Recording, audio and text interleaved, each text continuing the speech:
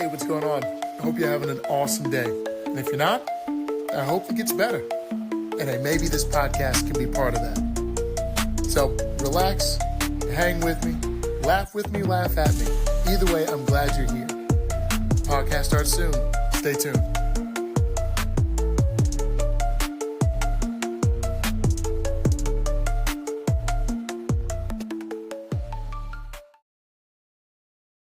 Hey, what's going on, y'all? My name's Blaze. I'm somebody's dad, just figuring it out. It's the name of this podcast. Hey, thanks for giving it a listen. Thanks for taking a few moments to hear me out. Maybe you run this back a couple times and you give me an hour.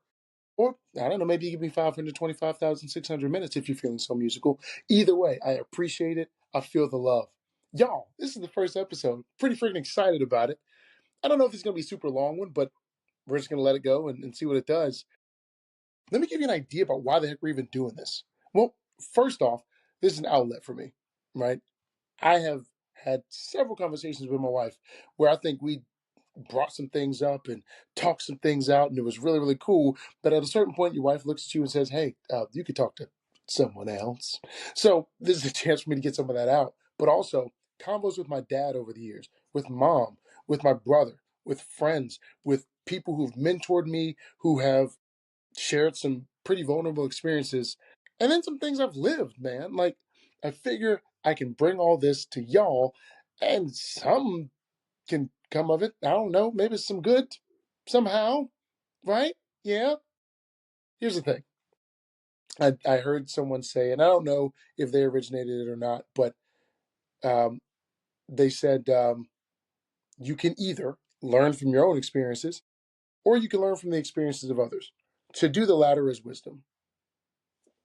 I don't know. I figure take the grocery store sort of approach to this, right? If you don't need it, maybe like if you've got 3 barrels of apples at home, you're not gonna buy more apples. You don't need it right now. Maybe when you're running low on apples, something that's in the store, aka something that's on one of these podcasts, right? One of these episodes, you actually need. So you get it. Because it's there for you when you need it. There's some things you're like, oh snap, I'm finna go up and through here and get this. I need this. I need that. I need that. If it's hitting you and it's connected with you, do it, right? Get it all, right? But if you do not like something, completely, absolutely don't agree with it, you are opposed to it, don't put it in your cart, right? Listen, if you don't like Frosted Flakes should not be in your cart. However, what we're not going to do is act as though Frosted Flakes are not top tier and your taste buds are wrong. Like, coach timeout. Let's just take a pause. Frosted Flakes, top tier. Captain Crunch, not just the peanut butter and not just the little berry thing. No, Captain Crunch, berries, and the little peanut butter things, and cinnamon toast crunch. What are we doing here, guys? What are we arguing for? Don't talk to me. Talk to your mother. All right? End of coach's timeout. Back in the game. Hey, hi. How's life? How are you? You doing good? Cool. Glad you're here. On the road to 100. I ought to put some like echo on that. Road to 100. Let me explain what that is. So I heard, in my opinion, a really good artist, a really good rapper, out of the Bay, La Russell, independent artist. He was being interviewed on another podcast, and I don't know what question prompted this answer, but he said, "Hey, listen, if you do 100 podcasts, you will not be the same at number one as you are at 100." I like to think that's logical, right? You do something over and over again, you'd like to believe you're going to get better. He also went on to say, if you record 100 songs, you're not going to be the same song 100 as you are on song number one. You're going to get better. You're going to make mistakes. You're going to learn from those mistakes. You're going to grow. You're going to change. You're going to experiment. You're going to do all these different things between 1 and 100. And so I'm going to do 100 of these and see exactly where it leads us. Maybe it's awesome and it makes sense to do 101. Maybe it's not. And we let it go. I don't know. We'll find out, man. But y'all are coming on the ride with me. Be patient with me. Give me some grace. It's going to get better, right? This is just number one. I feel like I should do this because this will be fun. Maybe I'm going to give you guys a kind of a current life update. And then on episode 100, we'll come back, give a current life update, see how they changed. because I'd hope I'd grow and change and it's not the same person. Um, so we'll do it like this. We'll go family, career, health. I don't know. Well, that's simple enough, right? So with the family, got some incredible kids, and I've got a good relationship with all of them. But at the moment, communication with the two oldest is a bit sparse. Now they do live with their mom and their stepdad in a different city, but they're also teenagers. And yeah, you may be 18 and technically an adult, but it still has teen in it, so you're a teenager, right? He's going to be heading off to the military here soon, and I look at it this way: he's preparing to do that while working third shift, like, and he's got a little bit of a life outside of that. Like, if you don't get back to me immediately, it's no big deal, right? And he hasn't come around in a while, but again, he's got stuff he's got to do. Now, back in the day when it was, every other weekend, and he and his oldest sister, right, would come through, that makes sense. Kind of a mandatory thing. Your kids come see dad every other weekend. I do not recommend that setup. It would be great if kids never had to pack a bag and be somewhere else for the weekend. They could just have family all in one place. I get it. That just wasn't in the cards for us. But he and his sister, they got friend groups. They got work. My eldest daughter's playing tennis, so she's got that. She's got school, like all of that. So what I'd love to see is at episode 100, the communication between myself and my eldest daughter and my son and myself is just more frequent. Really, that's it. It ain't got to get super deep. Just we talk to each other more. I'll take that. With the two youngest, they're here with me all the time. I really just burped on a thing. So yeah, they're around, right? And it's really cool. And by the way, thought just came to me. I don't know if there is a better example of grace than kids under the age of 8 years old. Like their forgiveness and forget muscle is strong. So anytime, Dad, you feel like you got it wrong or you didn't do something right, if the do overs they will give you, right? And half the time you ain't even gonna buy them nothing. It's not like, hey, listen, I know I messed up. Let me get you some ice cream. It's just they come in like, Dad, hey, can we wrestle? After you done beat yourself up for the past 30 minutes about a decision, choice of words, or a punishment that you felt you needed to implement. They came in and like, hey, can we wrestle? That's how that goes. But but the relationship with me and my wife, um, I like it. It's good. It's growing. We've hit some rough patches recently, and rough patches aren't necessarily where things have just gone horrible. But I think things came to a head, and maybe some stuff that like needed to be addressed finally got addressed. Like, and we're able to make changes. Right? That is tough. I hate conflict. I don't like it, but you got to have it in order to get things taken care of. Right? We're good friends. We're committed to each other. We love each other. Like I still like to see her naked as much as often. Come on, somebody, hallelujah, glory, got a vision in the name. But there's always room for improvement, right? That's my and I'm not one of those folks who are like, all right, we've done everything we possibly can, but no, we're gonna get one more inch of improvement. Like I'm not the dude at the gym who is not in any bodybuilding competition, who's not training for anything, but decides, you know what, I need to be able to bench press 2,000 pounds, who's ripped to shreds, is humongous, is wider than he is tall. Like, brother, you won. What are you doing? There is no more improvement. Now you just making it difficult to get through doorways. Like, you can't even hug yourself. Hug, sir, hug yourself right now. Hug yourself immediately. You can't do it. See, look, just struggling. Just chest so big you can't. How you gonna show yourself love? You didn't even think about that. But go ahead and bench press 2,000 pounds. It made no sense. That's not me. I'm not that type of we must improve, even if it's an inch. It's more like, I see a lot of opportunity for growth. In terms of health, I'm like, what am I, like somewhere between 245 and 255? I don't know.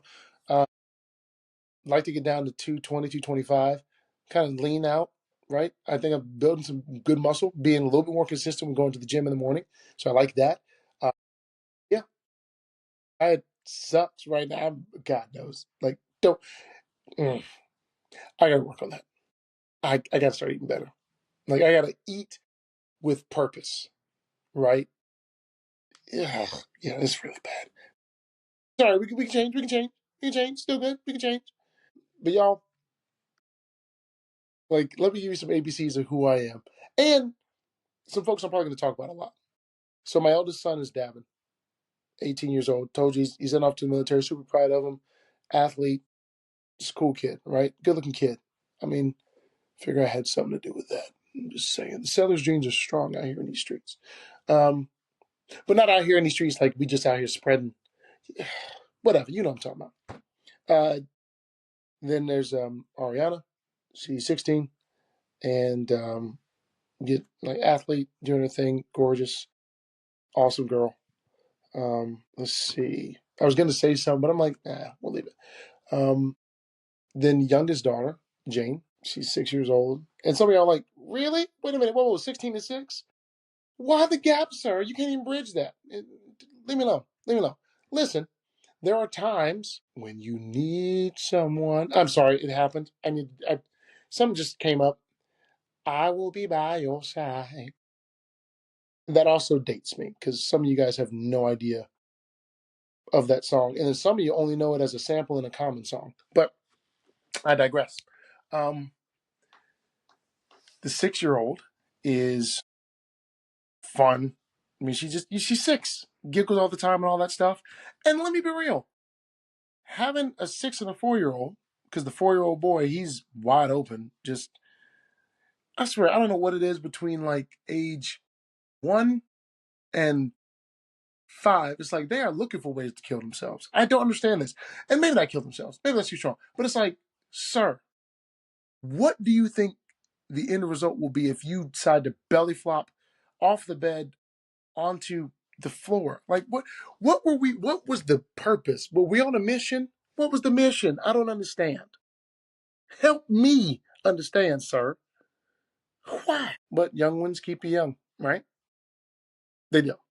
They keep you young. They also can sometimes make you question so many things. But you're also reminded that you got through the first two and they made you question some things. So that's just what kids do, right? But that's a beautiful thing, man. I'm so incredibly blessed to have the kids I have and have the wife I have. Yeah, man, I'm blessed, dude. I'm blessed. I'm blessed. I'm blessed. I'm blessed. Outside of that, like, dude, I love music, like anything. Like, I'll put it this way: this will date me a little bit. And listen, I'm born in 1985 out here in these streets, like 80s. When you say 80s baby, you were born in the 80s and you were a baby in the 80s. Why do people like, I'm an 80s baby? Or like, I'm a 90s baby? Like, no, no, no. You're a 90s kid. You were a kid in the 90s. You weren't a baby. Anyway, can you tell I get petty with that stuff? Like, it's like, words mean things. Say them. Okay? Can we do that? The what I don't even I lost my train of thought. See, that's what happens when you get petty and you be nitpicking on stuff. I love music. The first CD I bought, see there, CD. Some of y'all are like, what's a CD? Don't worry about what a compact disc is. But the first CD that I got was John B. Cool Relax, and I think it was downtown Durham, Brightleaf Square. I forgot what that CD store was called, but some of y'all from Durham, you know what I'm talking about. Um, yeah, Cool Relax, John B. Oh boy, it was the one like the album. Some of y'all are like, okay, John B, what the heck is Cool Relax? Because I get it. Nobody heard that song. It was the one.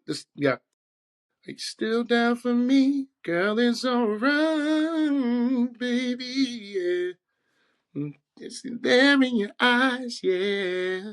I can see that you want me by the way that you smile. All that stuff. And I love sports.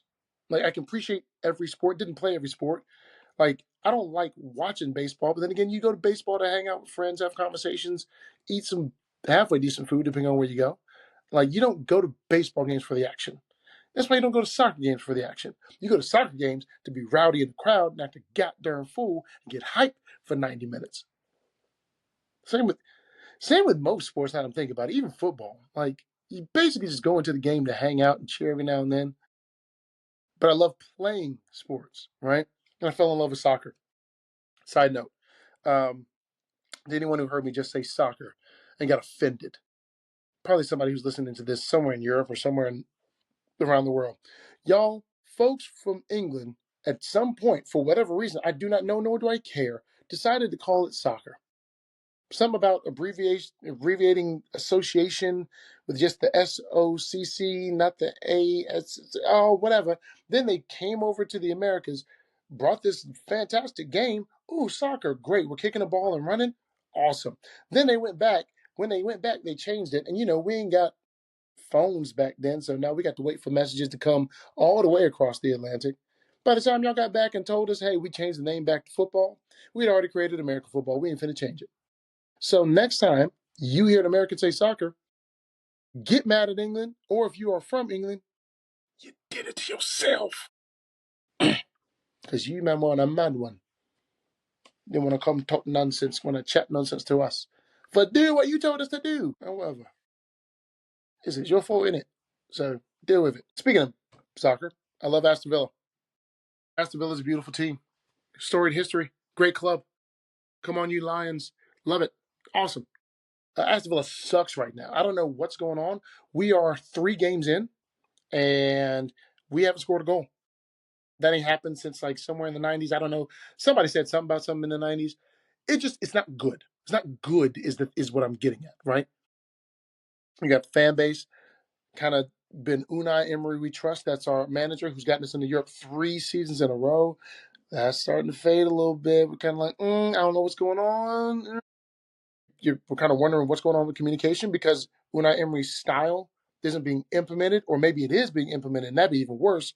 But it seems like what he's asking for is not getting through to the players, or vice versa, whatever it is. Like communication is off. Like there's like all this. It feels like there's this anxiety or just unrest about change because some players are going out, but we don't know who's leaving because we got certain restrictions on what how much we can spend to buy players and bring them in. But then again, if we can't buy any players, but we then because we got to be under a certain cap of money, we got to sell players. Now who's here? What's our squad going to look like? And then, and I love our fan base, but maybe it's because I'm over here and I'm not like this generational like my grandfather and his father's father and his father. Like I'm not that sort of supporter. Like I literally support the team because I played FIFA 94 when I was 9 years old. I'm from Durham, North Carolina, so red and white for Arsenal, which is alphabetically in order, just like NC State. I see NC State all the time. I don't want red and white. The very next, alphabetically speaking, was Aston Villa. I like the colors. I picked them, and so the rest is history. Nothing glorious, but Villa tends to dwell in the past. We conquered Europe in 1982. That's great. That's 1982. I was born in 85, so I was already 3 years behind it. Like it's that much of a past. And you're proud of your past, yeah, but we be sticking to that thing. We need some current success. Um, I don't know. Maybe you could apply that to life. Like, listen, let me say it this way: some of y'all are in some circumstances, and I don't need to know exactly what, but I do know life be life, and sometimes, and it is really, really hard to be in the storm and think you're going to somehow get out of it. Like you are standing in the midst of a storm and you saw a cow fly by. It does not bode well for you thinking that you can actually get up out of that. I get it. I get it. But typically when when you find yourself in those situations, you kind of almost have to breathe and just hold on to the I'm going to get out. I don't know how. You can cut off the how. Just hold on to the I'm gonna. Now I'm gonna get out of this. I'm gonna get through. Like because here's the thing. Some people, even in the midst of the storm, and maybe that's because they've had a chance to strengthen their faith. Like they have the faith of a guy driving down a mountain around curves at 90 miles an hour in a thunderstorm. Like, brother, I don't have that much faith in your tires. These ain't Michelin. These ain't Goodyear. We're gonna die. Like some of y'all. Y'all are the faith of the driver. I'm the passenger. I'm the one who's like, Jesus, just put me to sleep so that I know that when I come to see you, I ain't got to have two panic attacks in the process. Lord, we're not gonna make it.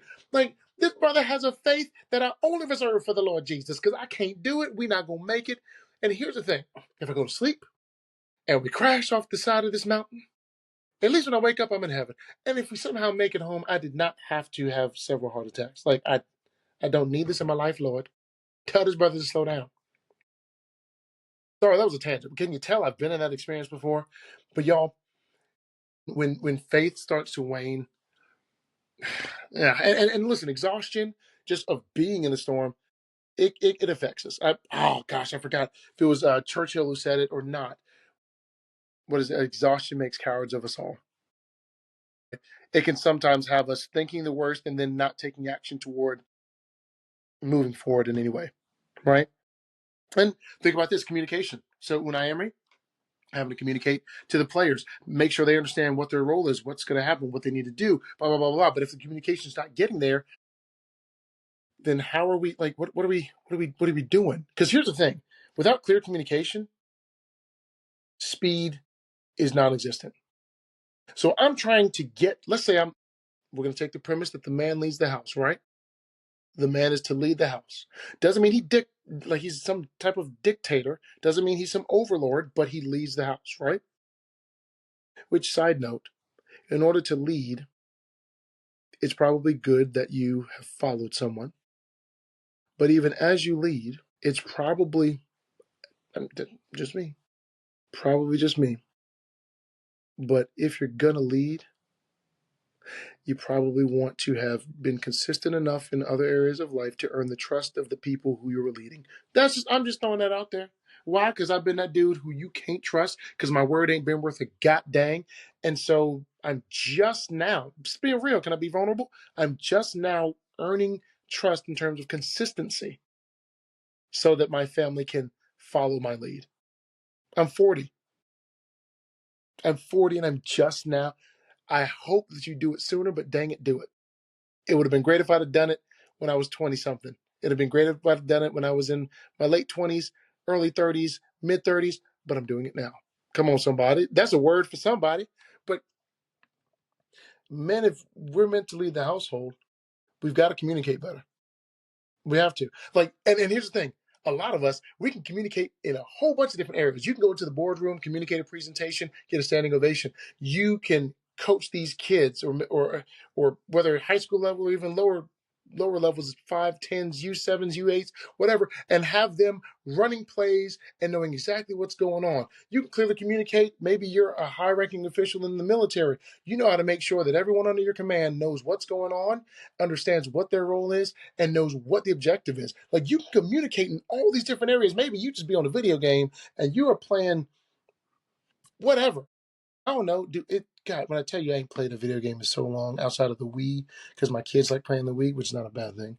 But like whatever. Like you can get on them intercoms, right? And be talking to somebody halfway across the world, and y'all know exactly how y'all squadron's finna move. Right?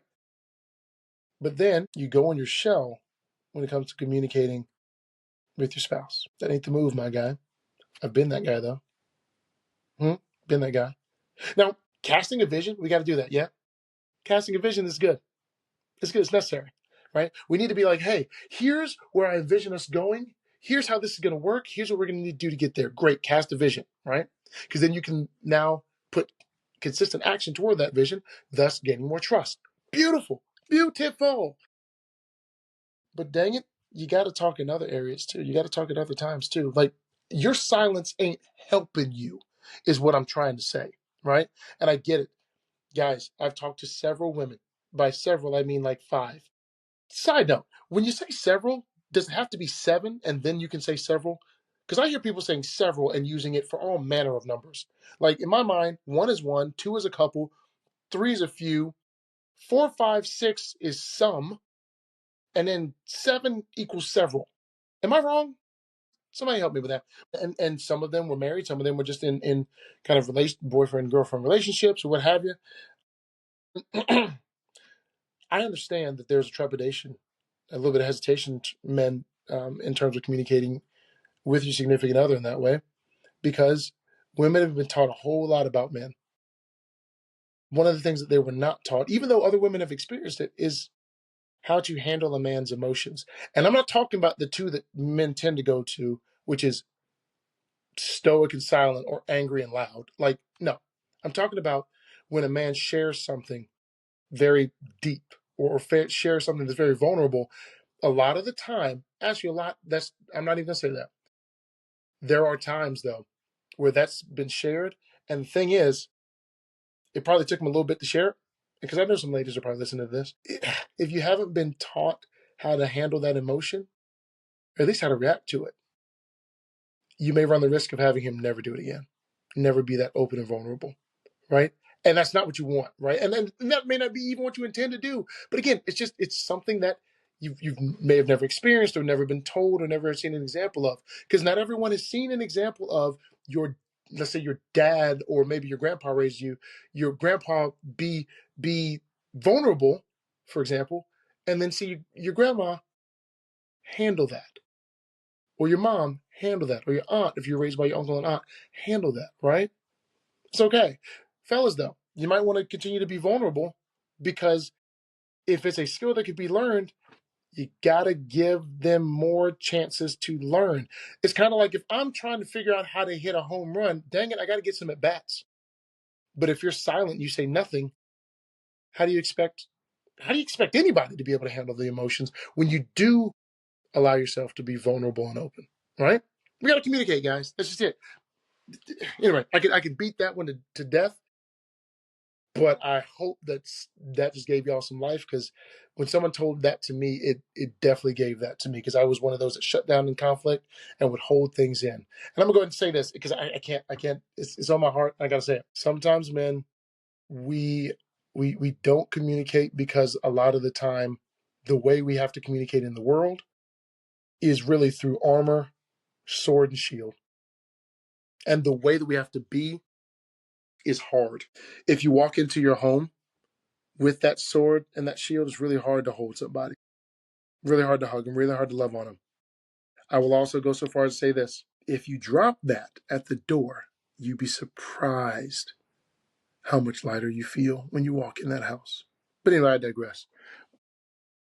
Changes, like I lost my job. Change can be scary, can be hard, it can make you anxious, right? Like it just is what it is. Change can be good and still make you nervous. Like there's a golly. Well, she's oddly enough, she's not the only one. So I'm not going to put her business out in the street, but I can just say some things generally. Like there's a woman that I know from way back. Just went through a really like hard separation and divorce. Like it was crazy. Some nonsense was going on. Some really tough situations were happening. But it was scary to take the leap to make some changes and kind of move away from that situation. The change was good. It made her anxious. Oh my goodness, how is this going to work? Oh my god, it was scary. All that stuff, gentlemen. We don't necessarily like change. It can be scary. It can be inconvenient. It can be confusing, and it can kind of put us in a mindset where it's like, so if I change this, am I still going to be this? Especially if the change that you're doing is new. I don't know what that is. Let me give you an example. Like, if I change how I interact with my kids, are my kids going to turn out okay? If I stop being so freaking hard on my kids, do I run the risk of them now growing up to be undisciplined men and women? See? Scary. Don't act like you don't think these thoughts, right? And I'm not saying, even if you don't have kids, like, if I change this about me, does that then make me appear this way? I don't know what that means. I just said it like it was in my spirit for some reason. But guys, when we talk about anxiety, men, we are told, keep your worries to your goddamn self and get on with it. To some degree, gotta be real. To some degree, you do have to keep moving forward, even though you have some worries. And I would also offer this: there is no amount. Oh goodness, how is it said? I I need to say it. I'll say it simply this way. There's no amount of worry about a situation that is going to affect a situation. You can worry about what this outcome is going to be. It's going to be what it's going to be. None of your worrying changed anything. So don't misuse your energy or your time on it. And dwelling on your past. Yeah, Villa's talking about 1982 all the time. 1982, 1982. We ain't in 1982. We in the 2025, right? Don't dwell on your past, failures or success. There are some folks right now who like, yeah, man, back in high school, I was a star quarterback. Throw that thing all the way down the field, 100 yards, never even touched the ground. Thing looked like it was flying. It had wings on it. That's nice, but what did you do after that? Like, I don't. Was that it? Like, I'll even use myself as an example. There was a long time where I used to think about like, okay, so I was in chorus when I was a kid. I could sing. Some of y'all know me, so some of y'all know I can sing, right? And am I the greatest singer in the world? No, but I can sing. I can carry a tune in a bucket. Okay, I was a good performer, good dancer, and in high school, I was that guy. I wasn't the man, but I'll put it this way: you didn't have to worry about me messing up a bunch of steps or singing a bunch of notes wrong. Okay, can we keep it right there? Because I'm not trying to brag. I was good, but I wasn't like out of this world good. But then I think about, or used to think about like, man, if I knew then what I know now, oh, I'd have made it a whole show. We'd have been coming out of the hallways, and I'd have got a cameraman to do something, and we'd have put that to the screen, and then there'd be a whole lot of lights and this and this and this. And then I'm listening to songs on YouTube, and I'm like, ooh, here's the dance I would have done to that. And then I'd have got this person, and I'm thinking this part, they could have sung that part. But why are we dwelling on the past? Yeah, it was a good time. I had some success there. Move on, right?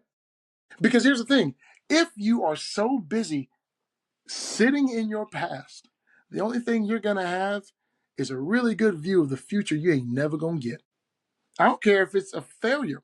Like, y'all, please understand, oh man, this one I got to say the right way. There is no amount of regret that can change the past, and there is no amount of worry that can change the future. Y'all, I don't know where the heck I saw that. That's not an original thought, by the way, but oh my gosh. Let's just stick on the regret part. Dwelling on the past, wishing you could change something you can't, that is a recipe for you ain't finna go nowhere. You may live your life and time may keep moving on, but you will be in the same place. We not finna do that, man. We got things to do. We got people who depend on us. And I'm not saying, people hear me. Everybody hear me. I'm not saying that it is bad to look into the past and be like, yo, that was pretty cool. Or yo, that sucked. What can I learn from that so I don't do this again? Like, listen, Hove did that, so hopefully I won't have to go through that again. That's not bad, but don't stay there. Like, if you go to the past just to, just pick something up, it's like, look, the past should not be Target. The past should not be. Why? What you talking about? Well, you go to Target, you're like, I'm finna get one thing, and I'm gonna be in there 2 minutes. I'm gonna be out. An hour and a half later. No, don't go to your past like it's Target, and for darn sure don't bring nothing from the past, right? Leave it there. Matter of fact, if you got to bring anything, bring a lesson. There you go. A lesson and some perspective. Y'all, I appreciate you taking the time. For real, for real, for real. This is episode 1, right? We're kicking it off. Road to 100. Thank you so much for taking, 35, almost 40 minutes out of your life and listening to me ramble on. Quick notes. Guys, feel free to follow on at somebody's dad on Instagram, no apostrophe. Hey, subscribe to the YouTube channel, right? Somebody's dad. Give 5 stars. All the things that make me feel good, right? And I appreciate your patience. Gracias por tu paciencia. Because I got a pretty good feeling it's only getting better. So, love y'all. Appreciate y'all. Thank you for listening. That's our show. I'm somebody's dad. Just figuring it out. I'll see y'all next time.